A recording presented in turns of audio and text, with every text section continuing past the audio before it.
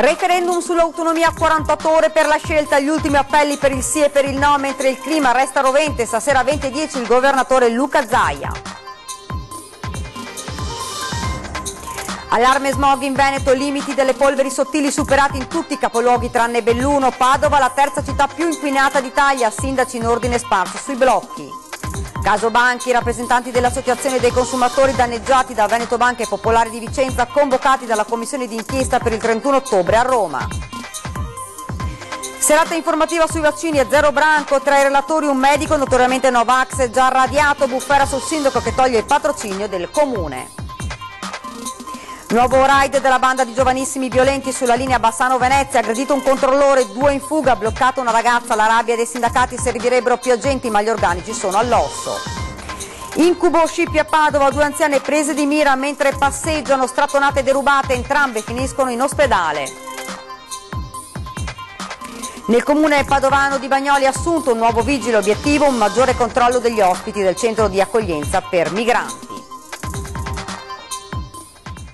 Ben ritrovati, edizione regionale dei notiziari di Antenna 3 Nord-Est. Dunque, lo avete sentito dai titoli, le ultime ore del silenzio elettorale pre-referendum sull'autonomia del Veneto e ultimi appelli al voto di domenica, che lo ricordiamo si svolgerà dalle 7 alle 23 nei consueti seggi elettorali. Iniziamo con il governatore della regione che ricorda come questo, comunque vada, rimarrà un momento storico per il Veneto. Sentiamo.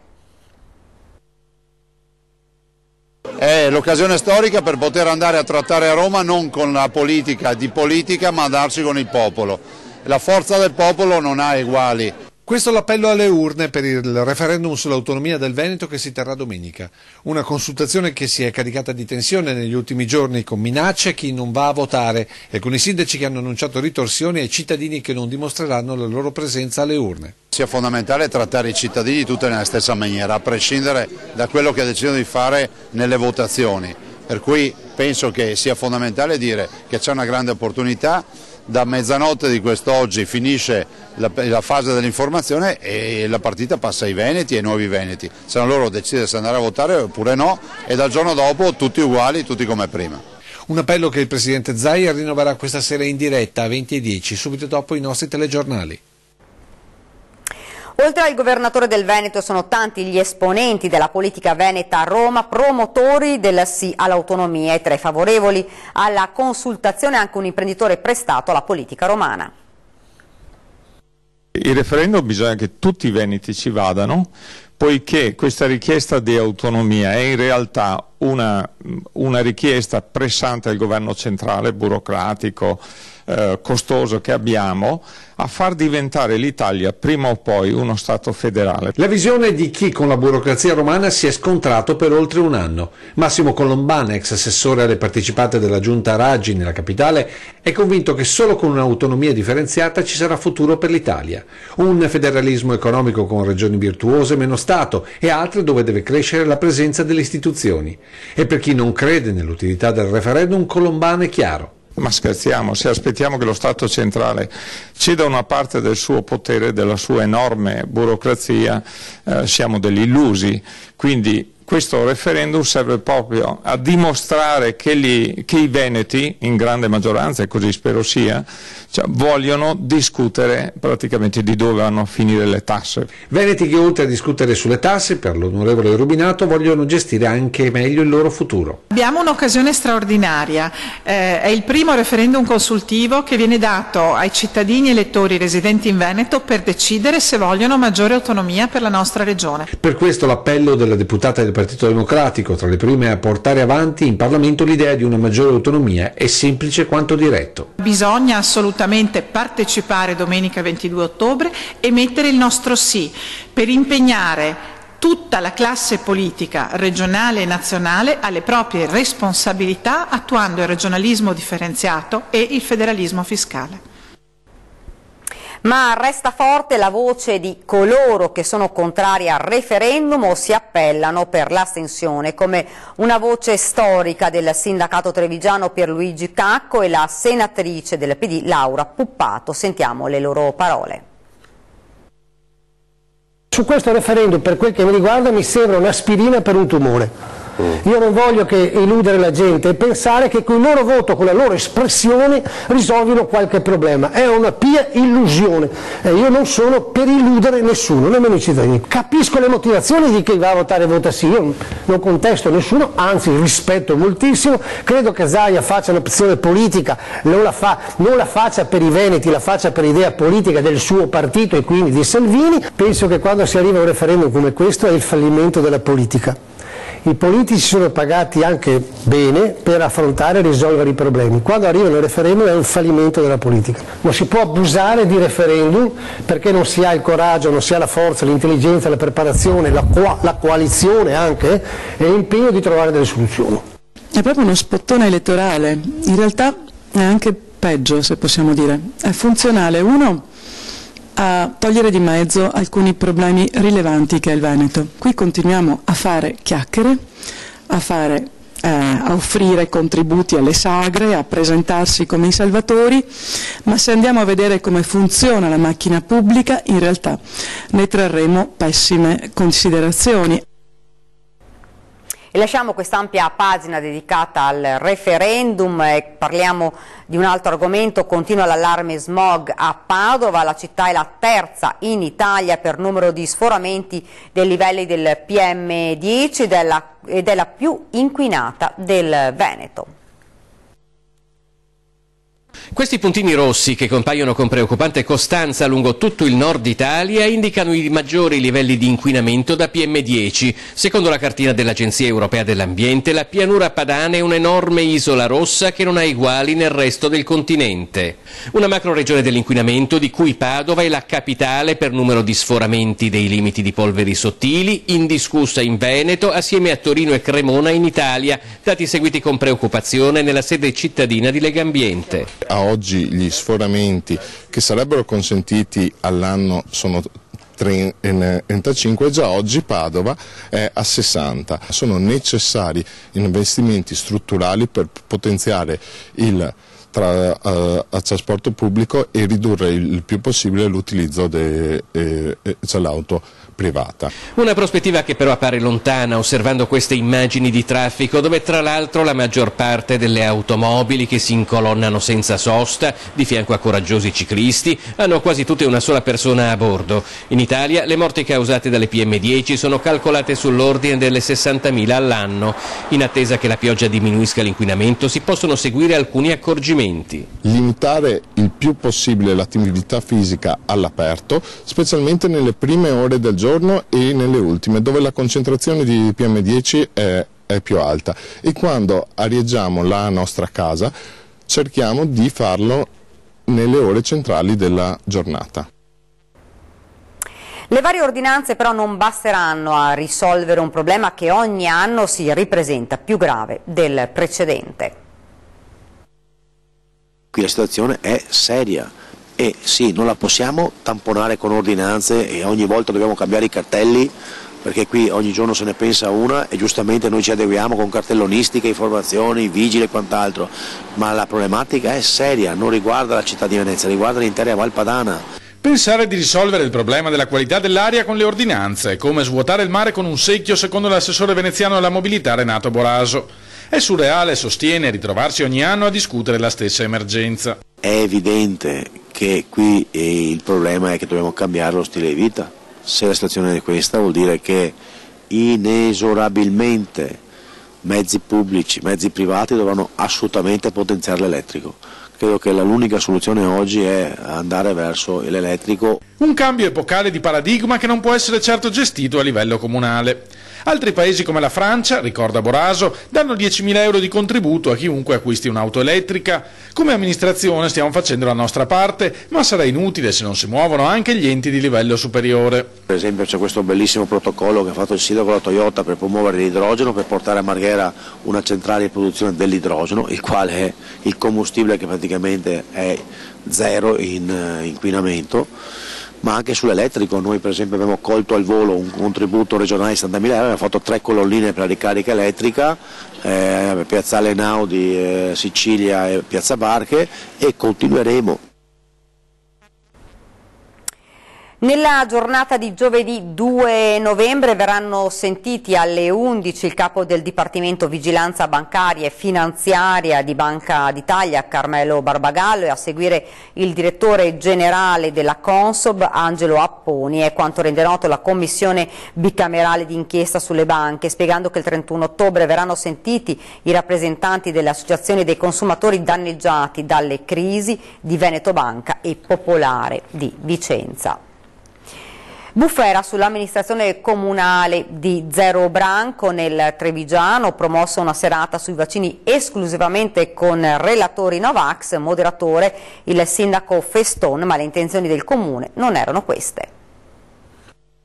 Serata sui vaccini patrocinata dal comune di Zero Branco, relatori a senso unico, 3 Novax, tra cui il discusso medico padovano Paolo Rossaro, il medico antichemio radiato dall'ordine. Moderatore il sindaco Mirko Feston, apriti cielo, immediata bufera sull'amministrazione comunale, le cui intenzioni erano altre, spiega lo stesso Feston, organizzare su sollecitazione di alcuni genitori bisognosi di informazione un confronto tra le parti, che però non è stato possibile fissare proprio per i relatori scelti, da qui l'idea di promuovere 2 appuntamenti distinti. Quello con i favorevoli al vaccino si terrà entro fine novembre. Nel frattempo è uscita soltanto la notizia del primo incontro e non del secondo. Io intendevo che il comune facesse da moderatori entrambi proprio per garantire la libertà di opinione a tutti e due. Non è stato possibile perché il primo incontro col patrocinio comune si sono verificati dei problemi sui relatori. Di conseguenza il comune deve ritirare il patrocinio pur garantendo espressione a tutti, perché siamo convinti sempre, ma a maggior ragione su cose così delicate come i vaccini ai bambini, a bocca si alliga solo chi sacchi. All'incontro con Rossaro il comune ha però deciso di ritirare il patrocinio, curriculum anche giudiziario giudicato troppo pesante. Al di là di questo, a Feston di essere tacciato come Novax poco importa. A me non è che vado a sta roba qua, mi va a sostanza. Un genitore che ha dei dubbi, qualcuno dovrà pur convincerlo, che ha bisogno di un confronto. Non vedo cosa che sia da mai, se no finiamo come Madrid e Catalogna. Baby gang ancora in azione sul treno Bassano-Castelfranco, un gruppetto di minorenni senza biglietto aggrediscono il controllore, 2 nordafricani riescono a fuggire, fermata una giovanissima rumena e denunciata per oltraggio a pubblico ufficiale. Vediamo. Ennesima aggressione ai danni di un controllore del treno della linea Bassano-Castelfranco. Il gruppetto era formato da 2 nordafricani ed una rumena, tutti minorenni. L'uomo si è avvicinato ai ragazzi per chiedere loro di esibire il biglietto che ovviamente non avevano. Ne è nata un'accesa discussione, i giovanissimi stranieri hanno iniziato ad inveire e insultare il controllore fino a quando sono intervenuti anche 2 agenti della Polfer in borghese che si trovavano sul treno. Alla stazione di Castelfranco i ragazzini hanno scagliato la loro amica rumena contro il personale, mentre i 2 nordafricani fuggivano a piedi, la loro amica è stata bloccata e identificata. Qualcuno vorrebbe maggiori controlli, ma la Polfer deve fare i conti con una carenza di organico. Lei si può immaginare un posto di polizia come Castelfranco, con un territorio così vasto, 4 persone, quante ore possono lavorare 4 persone? Bisogna essere minimo 2 per turno, ma minimo 2 per turno. O si è da una parte o si è da un'altra, capito? Il dono dell'equità non ce l'ha nessuno. Intanto la polizia sta identificando i 2 fuggitivi, tutti presenti alla scena hanno riconosciuto i 2 come componenti della baby gang che lo scorso 30 settembre avevano tenuto in scacco lo stesso treno proveniente da Venezia. La minorenne è stata denunciata per oltraggio a pubblico ufficiale. Sulla vicenda è intervenuto anche il sindaco di Castelfranco. Siamo stati ragazzi tutti, però c'è un limite invalicabile che è quello del rispetto degli altri e delle cose degli altri, quindi ragazzi attenzione perché determinate ragazzate poi possano costare caro per tutto il resto della vita.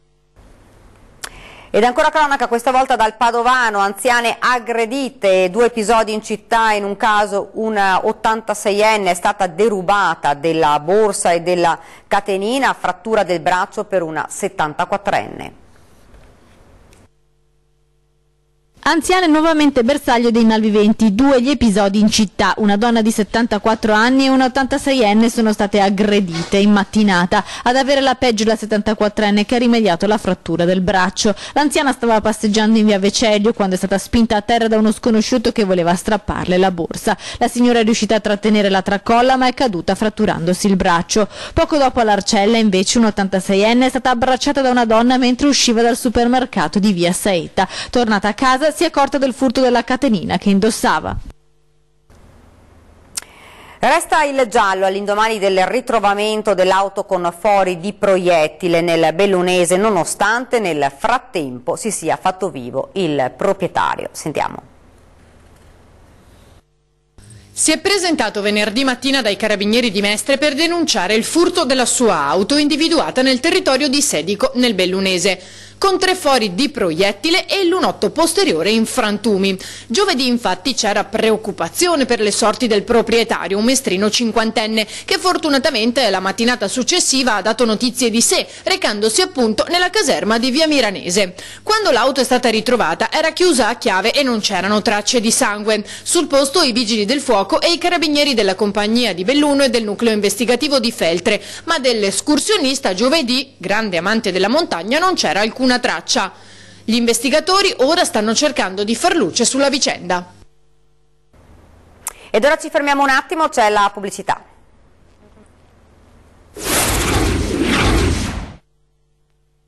Migliore. Rieccoci in studio con l'edizione regionale dei nostri notiziari. Bagnoli assume un nuovo vigile, obiettivo un maggiore controllo degli ospiti del centro di accoglienza per migranti. Sentiamo. Agni e Bagnoli, 2 comuni più vicini al centro di accoglienza per migranti ospitato nell'ex base missilistica, si alleano sul fronte della sicurezza. Il sindaco di Bagnoli, Roberto Milani, infatti, con il sostegno del collega di Agna, ha assunto un nuovo agente di polizia municipale. Lo scopo è quello di aumentare il controllo e la sicurezza del territorio e con l'agente in più acquisire con facilità informazioni sui richiedenti asilo ospiti del centro e identificare più in fretta eventuali malintenzionati. Nessuna volontà di prendere di mira questi stranieri, spiega il sindaco Milan, che sono quasi tutti rispettosi delle regole, ma dove c'è una così grande concentrazione di persone, il controllo e la prevenzione da parte delle forze dell'ordine sono fondamentali.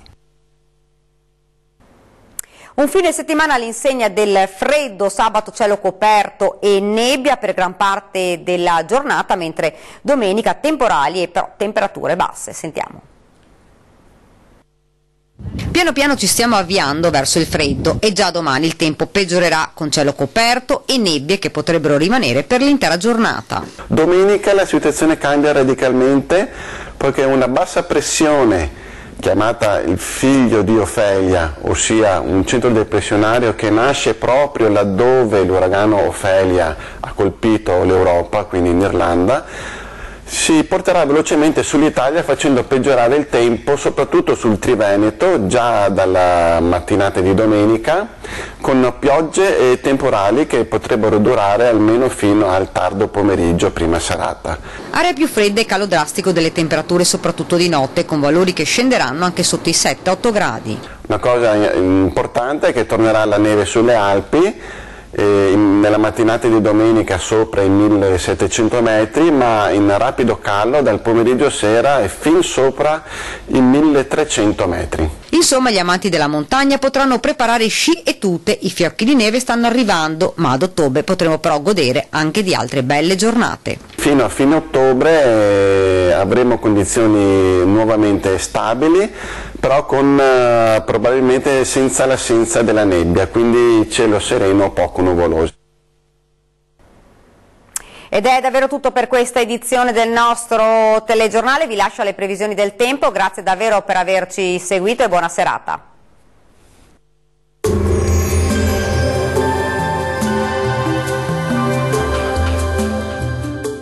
Termoidraulica Susin. Se compri una caldaia, in omaggio il condizionatore. Termoidraulica Susin a 0 branco. Ultima giornata in compagnia del tempo stabile sulle nostre regioni, sì, perché domenica sarà davvero un tempo da lupi con tanta pioggia sulle nostre regioni. Ecco il dettaglio intanto del 21 ottobre. Sul Veneto tempo asciutto e ampiamente soleggiato, va evidenziata tuttavia una diffusa nuvolosità, anche con cieli spesso coperti su Trevigiano e Veneziano, consuete nebbie diffuse sulle pianure. Diamo uno sguardo alle temperature, le massime saranno comprese tra i 15 e i 20 gradi, valori minimi sui 12-15 gradi circa. Andiamo ora a vedere che tempo farà sul Friuli Venezia Giulia. Qui il cielo sarà generalmente nuvoloso quest'oggi, ma senza piogge degne di nota. Più sole sul Triestino, nebbie sulle pianure e sulle valli del Pordenonese e Udinese. Vediamo anche in questo caso le temperature, le massime saranno comprese tra i 16 e i 20 gradi, minime sui 12-14 gradi circa. Concludiamo con uno sguardo alla situazione del Trentino Alto Adige. Qui il tempo sarà asciutto e soleggiato, salvo una diffusa e parziale nuvolosità su tutta la regione. Le temperature massime saranno comprese tra i 22 e i 25 gradi, valori notturni tra 8 e 10 gradi circa. Il mare sarà generalmente calmo, i venti deboli da est lungo le coste e sudorientali al largo. Dal meteo è tutto, arrivederci!